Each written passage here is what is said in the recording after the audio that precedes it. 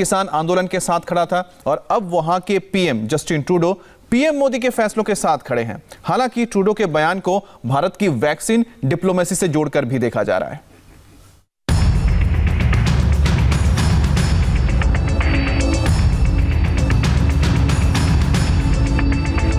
पहला कानून जो है मंडी को मारने का कानून है, मंडी को खत्म करने का कानून है। जैसे ये दूसरा कानून लागू होगा, हिंदुस्तान में अनलिमिटेड बिना लगाम जमाखोरी चालू हो जाएगी। कौन करेंगे? हिंदुस्तान के सबसे अमीर अरबपति लोग।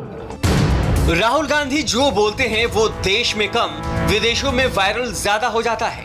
वो जो बोलते हैं वही ग्रेटा थुनबर्ग बोलती है, वही रिहाना बोलती है।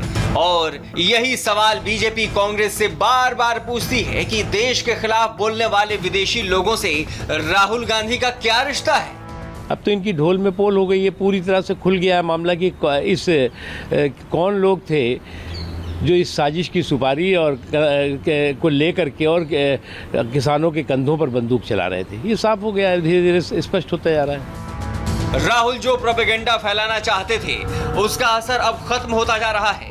किसान आंदोलन को लेकर कई देशों के सुर अब बदले बदले नजर आ रहे हैं। जो पहले किसान आंदोलन पर सवाल उठा रहे थे अब वो तारीफ कर रहे हैं, तो कोई बोलने से भी कतरा रहा है। करीब 2 महीने पहले किसान आंदोलन को लेकर चिंता जताने वाले कनाडा के प्रधानमंत्री ट्रूडो ने किसान बिल पर सरकार की तारीफ की है। भारत के विदेश मंत्रालय के मुताबिक ट्रूडो ने कहा है कि भारत सरकार ने आंदोलन से निपटने के लिए बातचीत का तरीका चुना, इससे लोकतंत्र को फायदा होगा। उधर ब्रिटेन की संसद में पहले किसान आंदोलन पर चर्चा हो रही थी, लेकिन अब ब्रिटेन बोल रहा है कि भारत हमारा सबसे करीबी देश है और वो अपने मुद्दे को सुलझाने में सक्षम है। अमेरिका ने भी अपनी बोली बदल ली है। किसान बिल पर उसने कहा है कि कृषि क्षेत्र को बेहतर करने के लिए किसी भी फैसले का अमेरिका स्वागत करता है। प्राइवेट सेक्टर को इस ओर लाने का भी स्वागत है। राहुल गांधी की यही कोशिश थी कि देश में जारी किसानों का आंदोलन दुनिया भर में सुर्खियां बटोरती रहे, लेकिन अब उनकी कोशिश फेल हो रही है। किसान कानून को, मोदी की कूटनीति को दुनिया समझने लगी है। राहुल गांधी आज राजस्थान में फिर किसानों के बीच होंगे और अब ये सब जानते हैं कि उनका एजेंडा क्या होगा। ये किसानों पर आक्रमण नहीं, ये हिंदुस्तान के 40% जनता पर आक्रमण है।